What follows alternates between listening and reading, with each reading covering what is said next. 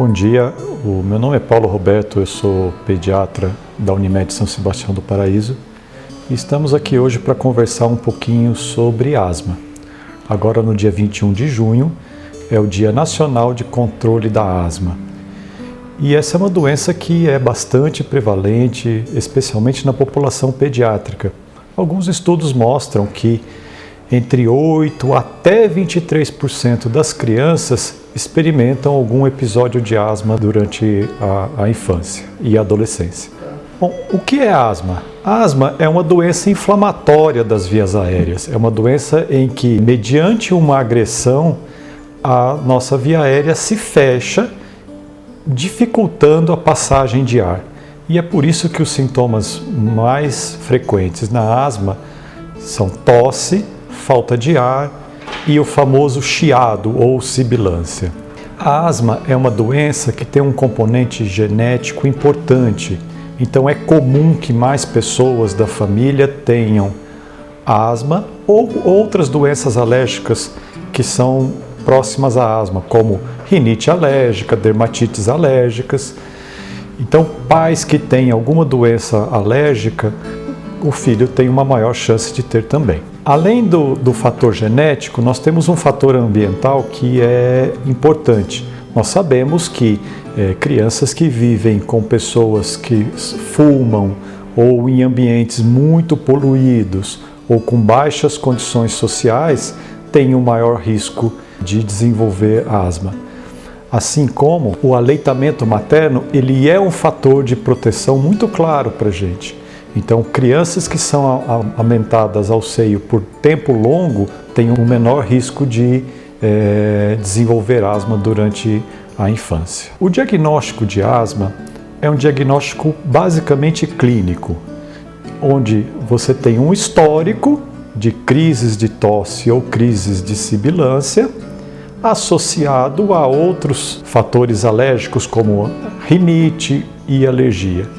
Além do que nós comentamos anteriormente, é sempre presente uma história familiar de pessoas com alergia.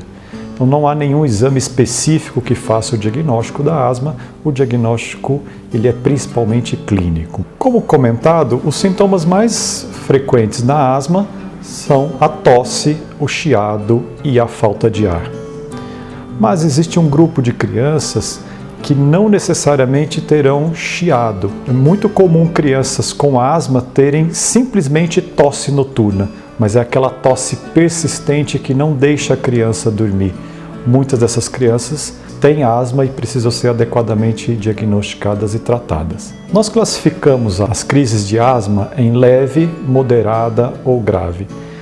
Aquela criança que tem uma asma leve é aquela criança que tem crises eventuais e que você faz o tratamento da crise e a criança fica bem por intervalos de tempo longo.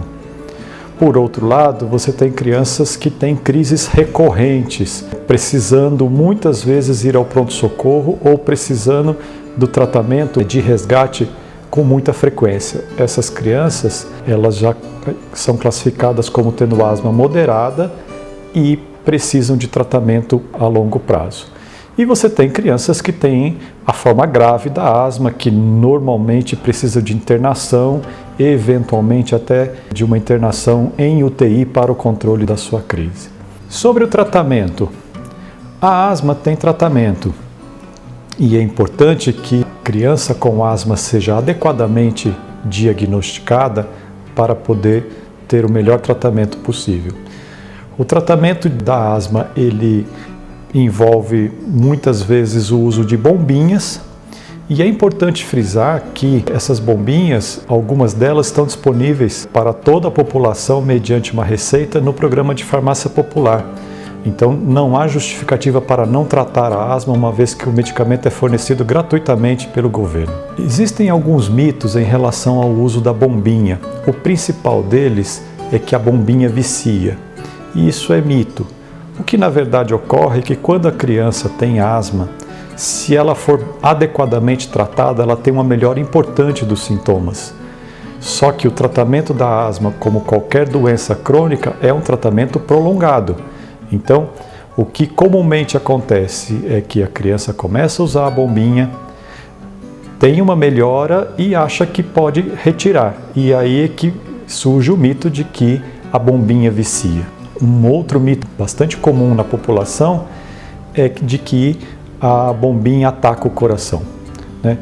Nós temos dois tipos de bombinha. Você tem uma bombinha com corticoide inalatório, que é uma bombinha para prevenção e para tratamento de uso contínuo, e temos a bombinha de broncodilatador, que para poder tirar a criança no momento da crise. Essas bombinhas, elas são seguras e não tem nenhum efeito sobre o coração. Algumas crianças, quando usam a bombinha para sair da crise, podem ficar mais agitadas, ter uma leve aceleração do coração, mas isso não impede o tratamento nem vai afetar o coração. Um último assunto interessante, e é o assunto do momento, é a relação entre a asma e a Covid-19.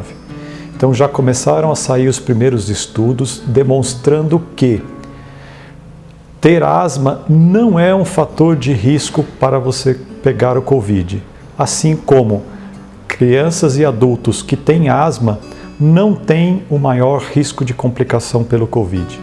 Então, por isso que pacientes com asma não entraram nos grupos de risco e não vão receber a vacina de maneira precoce, e sim dentro da programação normal do governo. Para mais conteúdos informativos como esse, siga a Unimed Paraíso nas nossas redes sociais. Um abraço a todos e até a próxima.